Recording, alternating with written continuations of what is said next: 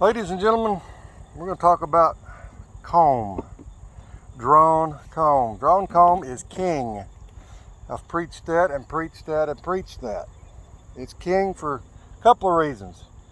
First reason is if you have a dead out, you need to preserve that comb because you can either catch a swarm in the spring or make a split in the spring, and giving them drawn comb sets them weeks ahead of having to draw all their own comb back out.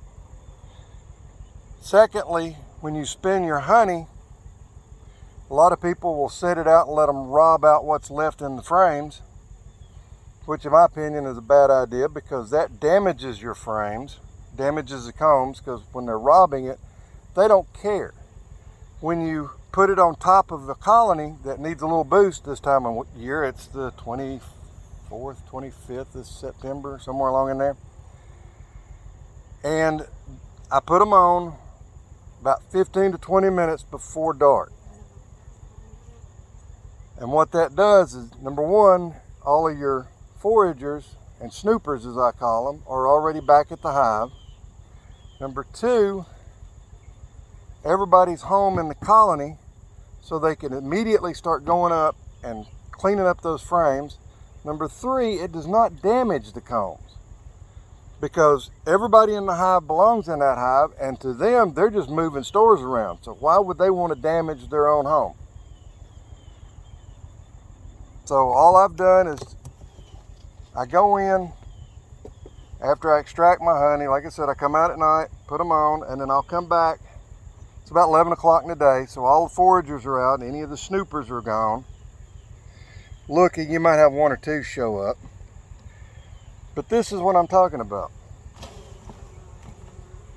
Perfect comb. From where I didn't even pop those two open when I cut it, but I take a knife, that special knife you can buy, and cut down the sides of the comb into my decapping tank and then spin it in my extractor. This would be chewed all to pieces if I had left it out for them to pull out. You're wondering what these dark spots are? That's pollen. See it a little closer. Those dark spots in there are pollen that didn't get slung out. But this saves the bees massive amounts of work in the spring.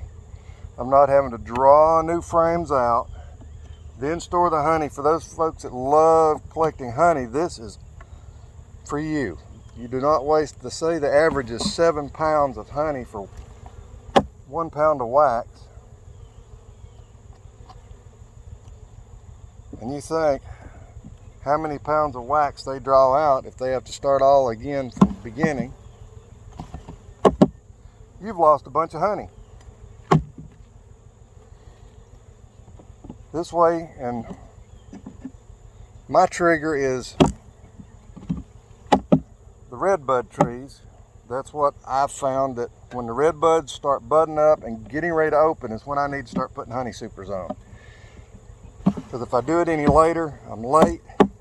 And as a good friend of mine says, you got to have their heads looking up in spring, not looking around, because if they're looking around, they're going, there's too many folks in here, we need to divide and get out of here.